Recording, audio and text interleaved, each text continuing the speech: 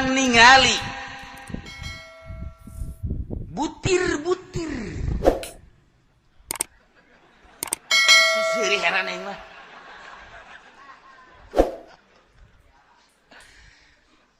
Pancasila urang tingali satu ketuhanan yang maha esa guru aing baheula esa di Jawa henteu esa nya nama esa atuh geus kuari ge aing esa bae padahal mah atletik mah esa aing ge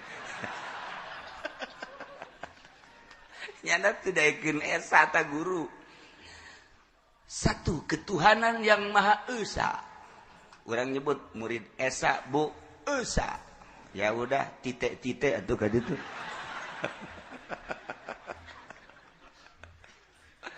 dua kemanusiaan yang adil dan tiga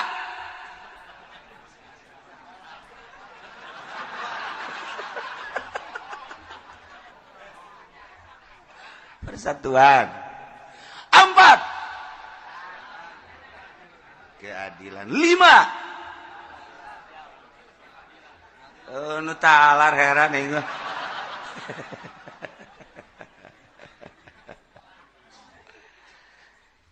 lain sambarangan butir-butir Pancasila teh kunaon eta timimiti ketuhanan yang Maha Esa kedua ketiga keempat dan kelima ditendona di burung Garuda. Burung Garuda eta adalah burung anu eueuh pibuktianana di alam dunia. Penuh makna jeung penuh arti. Mun ku urang dihartikeun pamatukna, mun ku urang dihartikeun jambulna, ku urang dihartikeun jangjangna, ku urang mun dihartikeun sukuna, ku urang mun dihartikeun beuteungna. Nah, ieu teh kapan lain lalagaan burung Garuda teh. Anu bisa ngayapak ka mana bae tur eueuh pibuktianana burung Garuda lamun urang ngaji di Ukudul Juman aya contoh burung Garuda mun urang ngaji di Jamul Jawa me aya contohan burung Garuda kunaon dijadikeun contoh parik pibuktianana mah eueuh di Indonesia dijadikeun lambang negara burung Garuda eusina ketuhanan yang Maha Esa di jero burung Garuda ditempelkeun ketuhanan yang Maha Esa keadilan dan lain sebagainya butir tersebut teh aya dina Al-Qur'anul Karim dibawa ku burung Garuda ngapak ka mana bae bahkan terus nembus langit ka hiji langit ka dua langit ka tilu langit ka opat langit ka lima sampai Sidratil Muntaha jauh ieu burung Garuda nama ji otak pikir menang saha eta lamun lain menang waliun min auliyaillah secara zahirna menang bangsa Indonesia menang musyawarah tapi kan aya ilham terlaknat negara Indonesia presidena menterina gubernurna bupatina camatna lurah RT na andai kata nyana untuk mengikuti aturan-aturan Pancasila anu dibawa ngapa ka mana bae teh nyaho dek ka mana burung Garuda nu jelas bisa nembus ka handap bisa nembus ka luhur sebab burung Garuda mah burung hayalan bisa entep di mana bae lain bae sekadar di Indonesia ka langit ka hiji ka dua ka tilu ka unggal nagara ge bisa ialah seorang waliullah anu dibere ilham nyulunduk ke bangsa Indonesia trek dijadikan lambang negara andai kata pemerintahna henteu nuturkeun undang-undang Pancasila nu di jerona eta termasuk butir-butir Al-Qur'anul Karim dalakeun lamun henteu digantung di dunia digantung di neraka jahanam daras presiden mah sugi di nyana gagah di nyana erat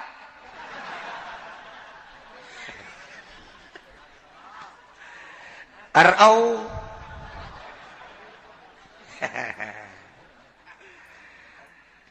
nu mantak NU mah ketika aya gerakan-gerakan di luar NU ngagerakan negara Islam di Indonesia. Ajak debat ku NU, cukup dengan Pancasila.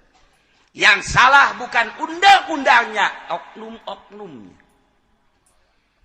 Kurang kumaha Ki Hasyim Asy'ari, waliyun min auliyaillah. Ditambah jeung perangkat-perangkat NU menang istikharohan lain lalagaan. Geus terlalu jauh urang mun nyaritakeun kos kitu mah. Cukup ku Pancasila ge.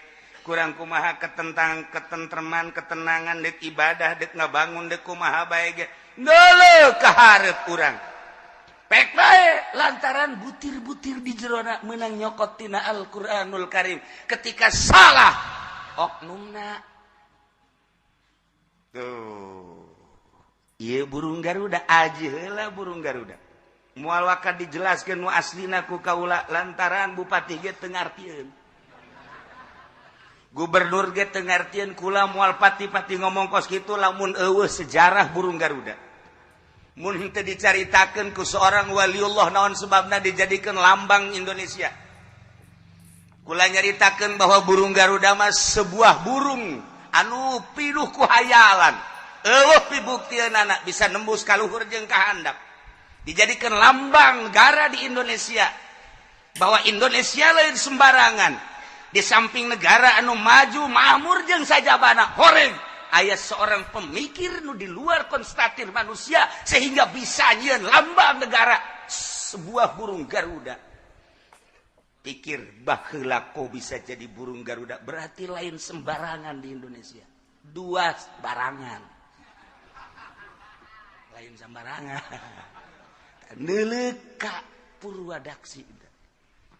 Moal waka dibejakeun ku kula ke lamun bupati jeung gubernur geus ngaji karak dibahas. Ka kuku-kukuna aya pembahasan, pamatuk-pamatukna aya pembahasan. Ka jangjang-jangjangna aya pembahasan. Kunaon si burung Garuda teu pernah nyingkup kieu bae nya nama. Tetapi perlu dibahas. Beda jeung Haji Pendi kieuna perlu digantung tah mah.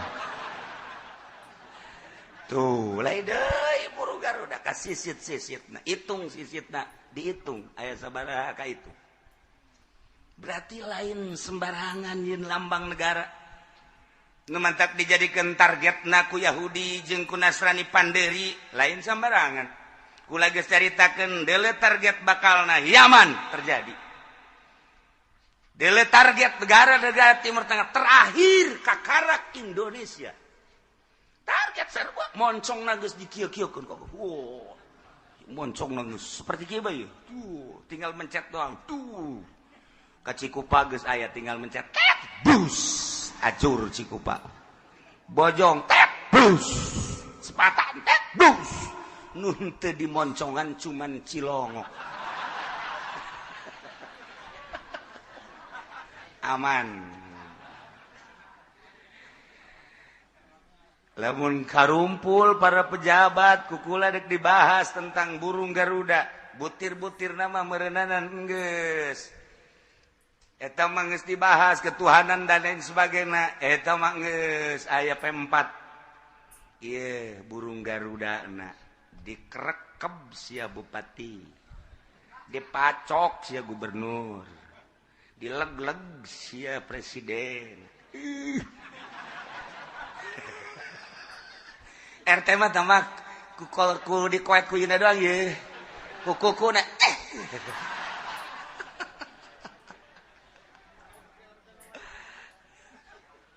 sebuah negara anu gede, nu lebar, nu luas, kaya raya tiba heula.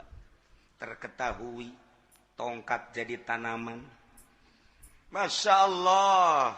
Kurang nyin empang teu dilakukan timbul lauk sorangan sepugul lentah mata maya. Utek ujeng jeung sajabana.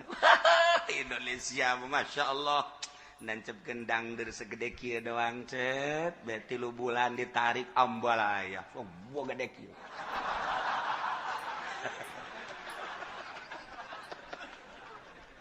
Wah, Indonesia.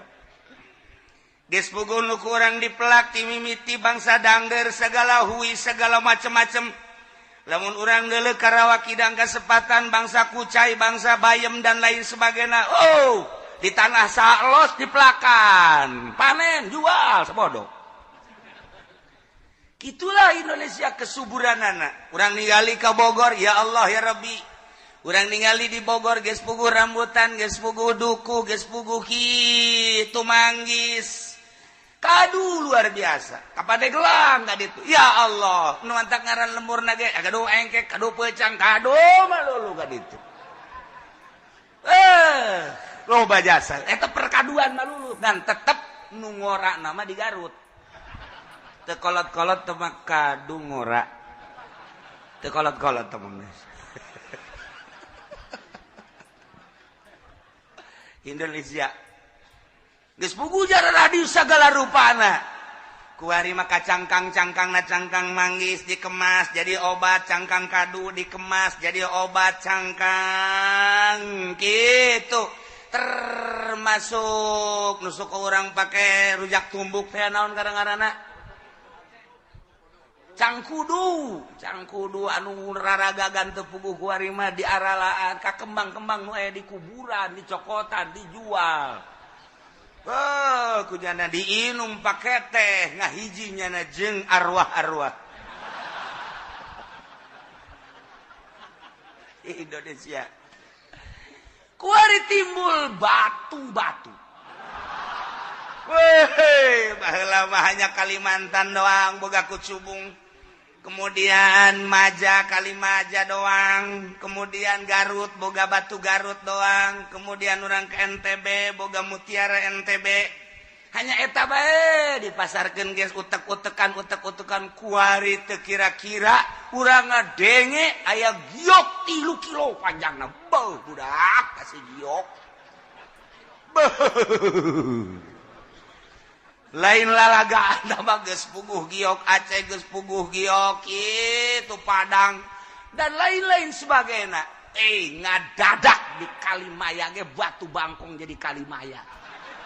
Batu bangkong dibu di Kararian dijual. Kok ini mah enggak mencerek, belum jadi Pak. Datang ka Iraha batu bangkong jadinya. Jalan bantu nyaho tuh nurut bae, ini bongkahannya batu bangkong menang dihandapeun kolong imah. Geus oknum-oknum geus loba terjadi. Ieu naon nya suburna lain lalagaan. Jelemana nu berpikir aya, nu setengah berpikir aya, nu henteu berpikir gawe. Ilah Indonesia. Anu deuk ngamajukeun aya, nu ngamundurkeun aya. Anu ngacak-ngacak aya, anu ngaberesan aya. Kieulah Indonesia dideuleu ku Amerika melalui satelit. Kuari mah leumpang ka mana ka ngisi-ngisi geus aya di satelit kuari mah. Salaki dipek-prekan di dapur, make batu paranti nyambel aya di internet. Saha nu nyorot ya eueuh. Anak di kulub eueuh nu nyorot eueuh naon aya di internet. Iyalah satelit buatan Yahudi. Poaya kabeh di dinya. Nuker kumaha bae. Nek dibom Indonesia geus teu kudu hese-hese, geus aya di satelit.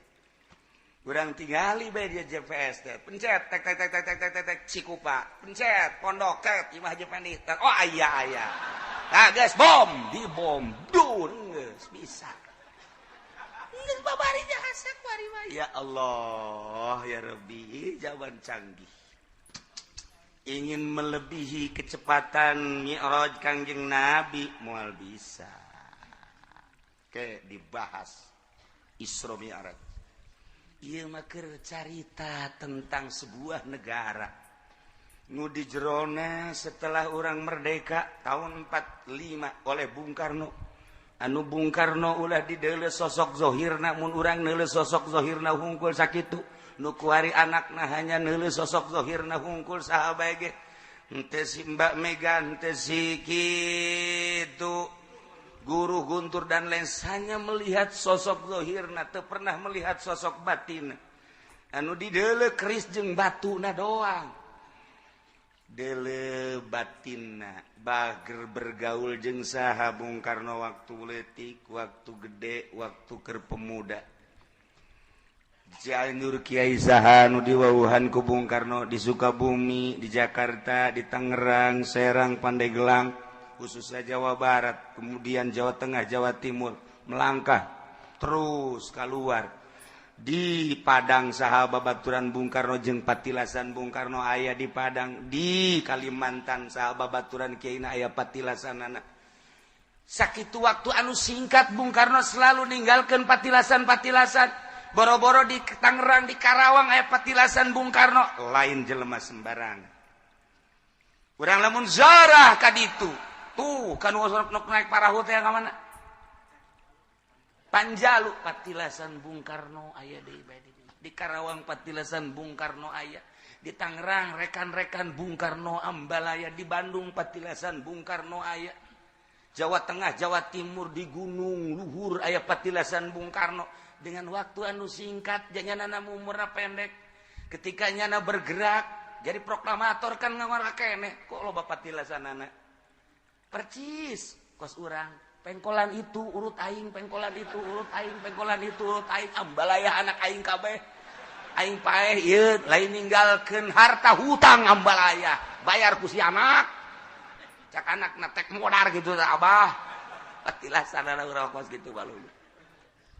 Ieu dek jaritakeun sebuah negara. Urang cicing di negara Indonesia berlambang burung Garuda. Insyaallah iraha waktu kukula dibahas aya catetan-catetanana.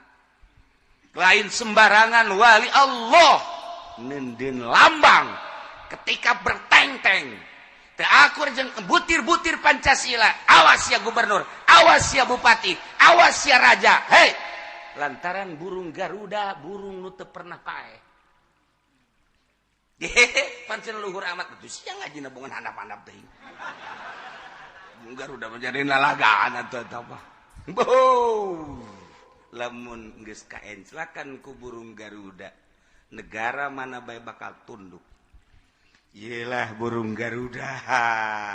Nah, tetapi di Indonesia baheula henteu nyieun aturan-aturan sebuah negara Islam. Urang piagam Jakarta ge bisa dijadikeun, tetapi saat eta dipending. Pemendingan eta apa akan terjadi, apakah moal hanya orang yang tahu sejarah.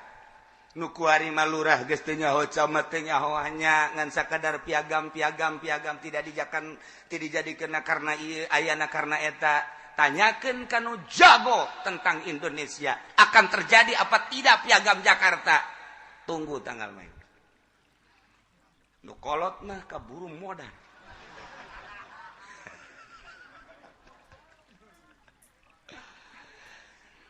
Sebuah negara undang-undangna Al-Qur'anul Karim belah dituna khalifah nu kuari dijadikeun sultan, dijadikeun amir, terakhir khalifah Turki. Selesailah kekhalifahan. Nah, ieu mah penentang hukum-hukum di sebuah negara Islam. Ieu pemerintah teh keur ngalaksanakeun roda politikna sesuai jeung Al-Qur'anul Karim. Kemudian aya jelema nu nentang kana aturan-aturan tersebut. Orang tersebut berkelompok ngaranna bugot. Ialah nu bakal dibahas ku urang mesti kumaha eta bugot. Tuh, Masya Allah, lengkap guys.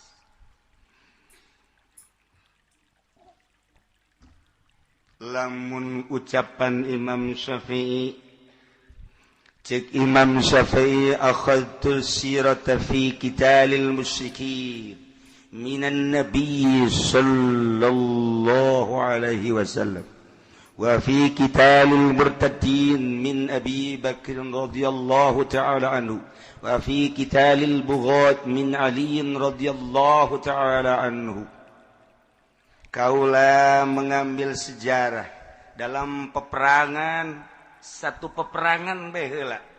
Ketika orang ningali peperangan Kangjeng Nabi di zaman Kangjeng Nabi perang melawan musyrikin, maka wajib diperangan orang-orang yang menentang di sebuah negara karena berlawanan akidah nyanana musyrik, maka perangan jelema musyrik diambil tina sejarah junjunan alam Kangjeng Nabi Muhammad sallallahu alaihi wasallam. Ketika si Kangjeng Nabi tos teu aya dipimpin ku Sidina Abu Bakar Siddiq radhiyallahu an, maka timbullah jelema-jelema nu kembali deui ke agama masing-masing disebut murtad. Setelah mukmin, iman, Islam nyana keluar murtad. Nyin keputusan Sidina Abu Bakar Siddiq perangan jelema murtad sebab ia adalah penggerak teu beres ieu.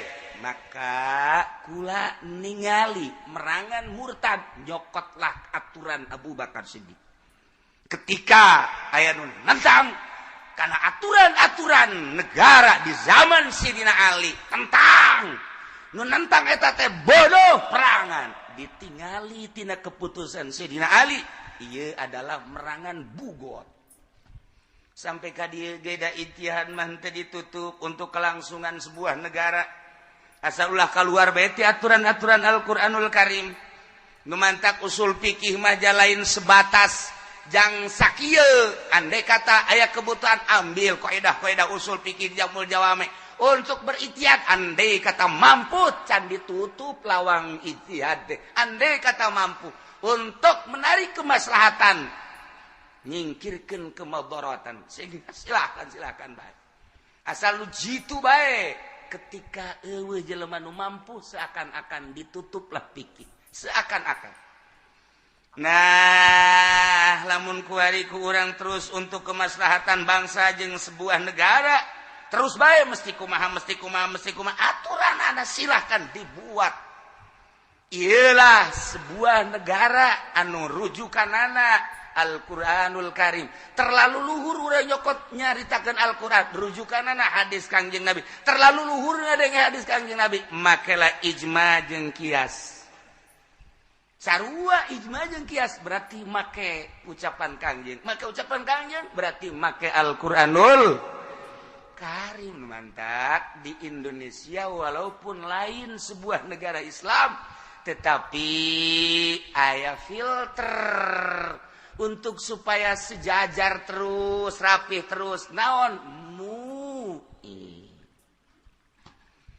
Keputusan anak ya terletak pada MUI. Nu mantap kula manganuhunkeun jasa ya jelema daraek jadi MUI. Muhun untuk kelangsungan negara. Ayana MUI alhamdulillah gereja lantarannya na teu daek tanda tangan nuhun MUI. Ayana MUI alhamdulillah minuman keras ku lantarannya na anu dihareup langsung nentang ka pemerintah atas usulan masyarakat. Alhamdulillah bir eueuh. Age bir bintang doang. Eueuh sajan-sajan. MUI tanggung jawab di harapan Allah bakal nemui untuk kelangsungan sebuah hukum di Indonesia. Jadi rencanakeun baheula negara namakeun wae negara demokrasi, tetapi lantaran mayoritas Islam ialah urang nendenkeun MUI. Kelangsungan hukum-hukum Islam terletak pada MUI. Keputusan-keputusan negara kudu nanya heula ke MUI bertentangan henteu si jeung aturan Al-Qur'anul Karim. Mestina kan kitu. Alhamdulillah di Indonesia ya alhamdulillah lah seperti itu. Nah, kunaon eta baheula Bung Karno make henteu nyieun sebuah negara. Deuleu pidato awalna luar biasa. Ku anfusakum wa ahlikum nar. Eta bae. Luar biasa Bung Karno. Kita menjaga diri urang ulah ka neraka. Kita ngajaga ahli urang ulah ka neraka.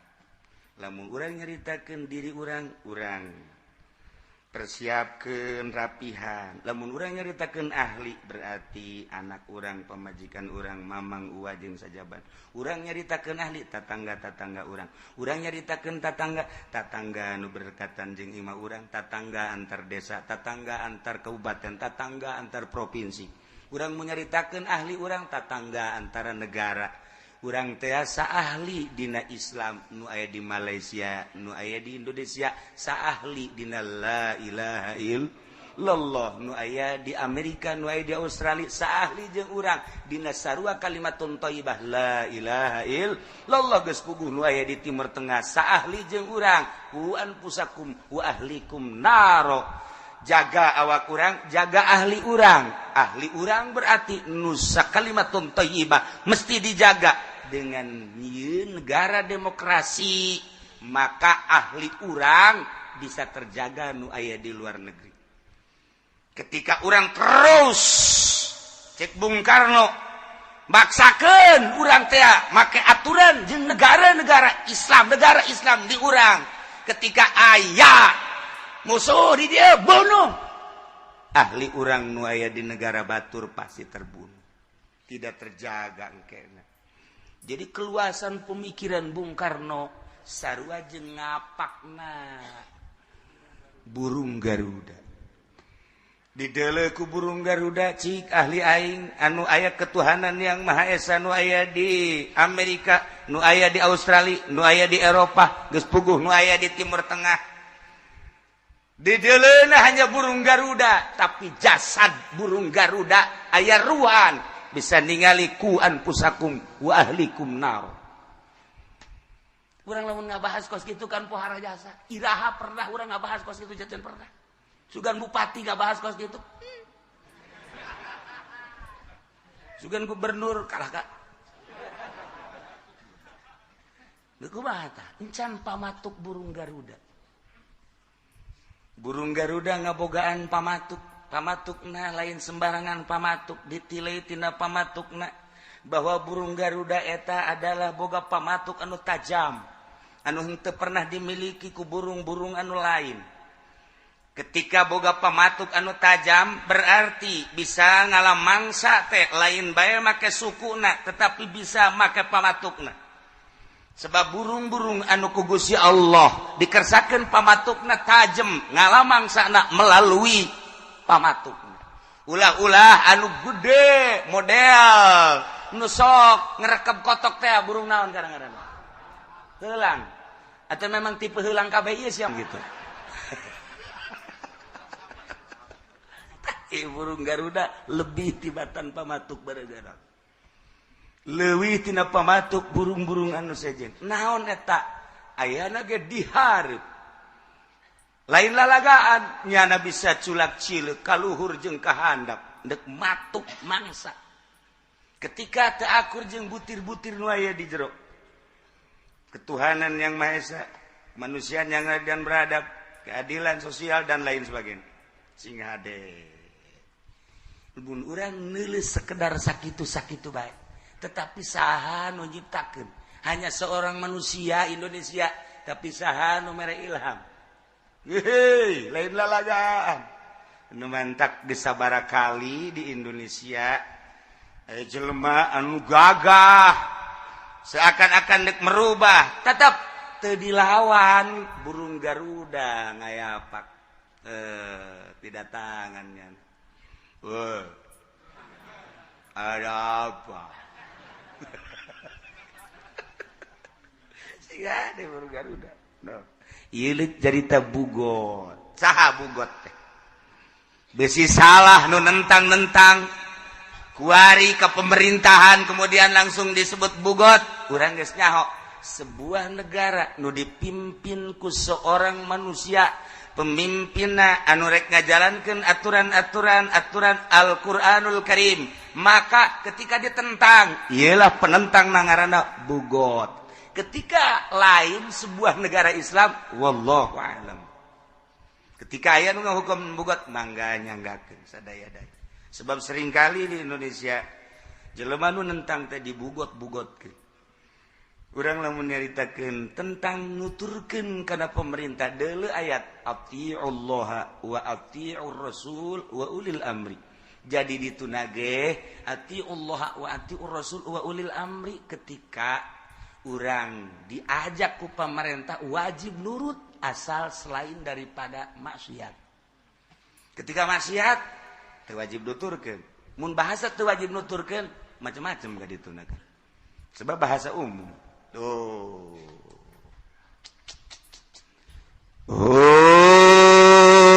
Mukhaliful imam bugot eta adalah manusia-manusia anu nentang ka imam, ka raja, ka presiden bihurujin alaihi ku sebabnya na keluar karena aturan-aturan pemerintah tarkil inqiyad telurutnya na aturan imam wa man hakin tawajjah alaihim nyana nyegahak anu disangharepkeun ka manehanana nyana embung nentang ieu bugot lain perorangan mah lain disebut bugot bagin encan kelompok-kelompok kecil teu boga kekuatan lain bugot mah bisyarti syaukatin lahum dengan syarat boga kekuatan terorganisir nyalain kekuatan organisasi sangat rapi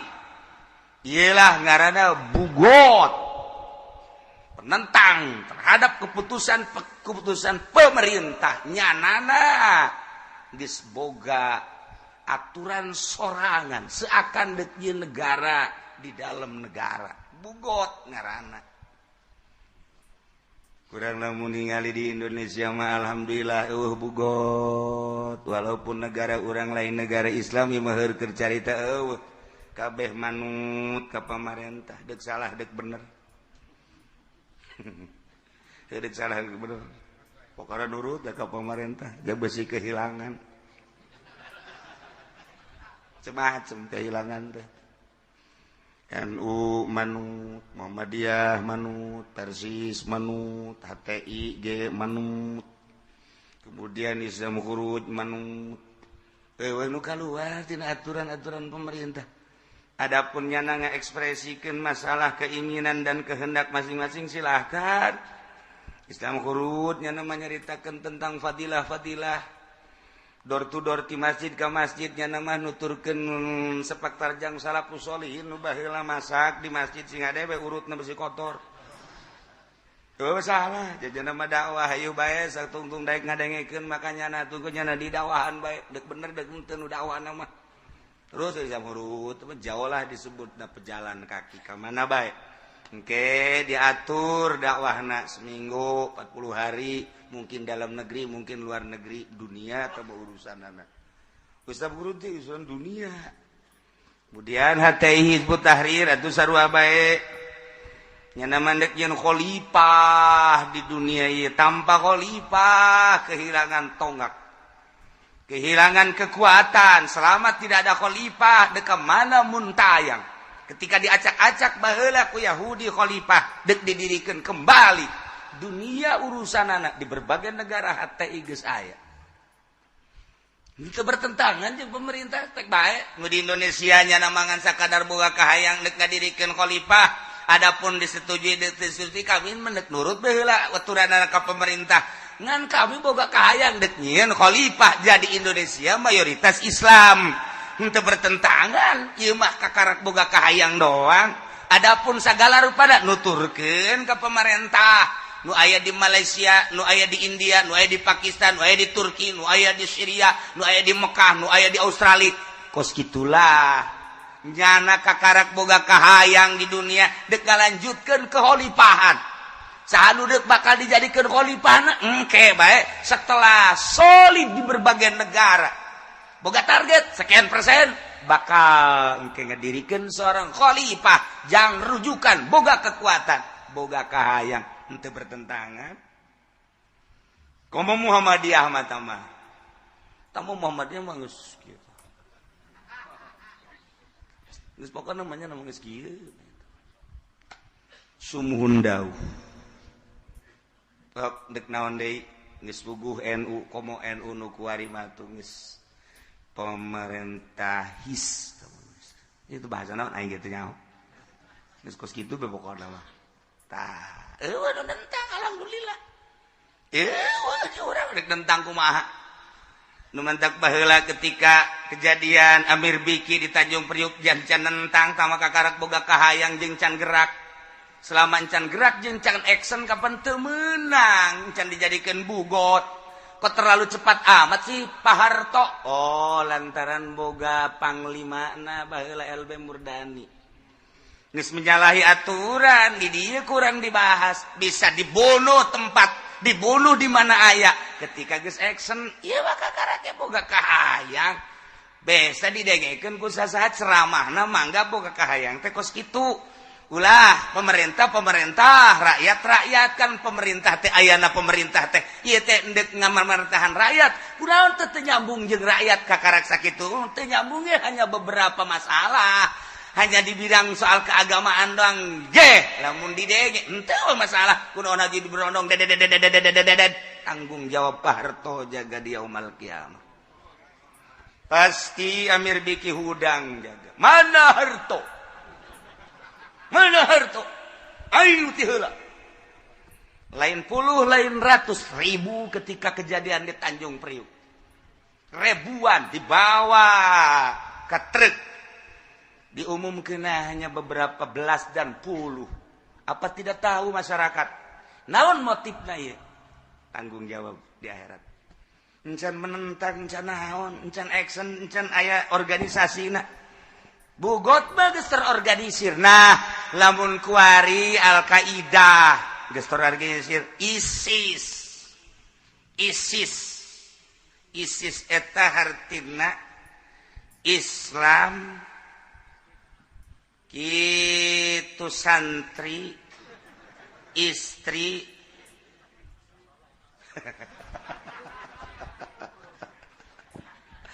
tuh kumaha aing bet fokus kitu ieu yang gumasia urang mah ISIS lain ieu teh puguh kan ISIS mah ku urang senjata aya negara geus dikuasai di berbagai negara Indonesia bage geus aya agen-agen ISIS kemudian nembakanana nama sahabat nu teu nurut kanyana dek Islam tah dek kafir dek Yahudi tetapi lamun ku urang ditinggali perjalanan ada Yahudi mah hanya satu Islam mah sekian ratus Kristen mah hanya satu nu ditembak tapi Islam mah teu jauh ti buatan si eta wallahu a'lam kuari teu puguh teu karuh Yaman dibom ya iyalah aju di Indonesia kadar itu arasub ISIS anu ditanya ku urang mun ditanya sia ya asub ISIS dek jihad fisabilillah lain naon gaji gede di Indonesia gaji leutik cek mah atuh sia mah urusanna ka ditu kumaha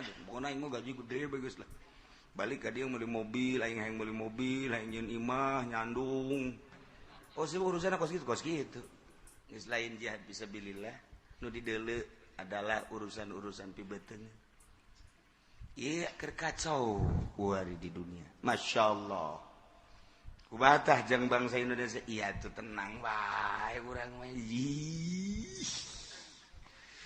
nu perang di Syria nu paeh kamari di bojong aya aja teu perang teu naon ge paeh bae atuh kalem bae sih anu perang di Irak harirup keneh tapi di sepatan mah paeh bae di luhur kasur deui aja ku batu atuh tenang bae cenah eta nu parah loba jasa di rumah sakit umum tah deui geuring atuh nu teu geuring ge paeh wah atuh tenang bae sih ja paeh mah lain ku perang lain ku susah lain ku panyakit iza jaa ajaluhum la yastakhiruna sa'atan wa la yastaqdim. Perang masalah, nu penting jihad fisabilillah.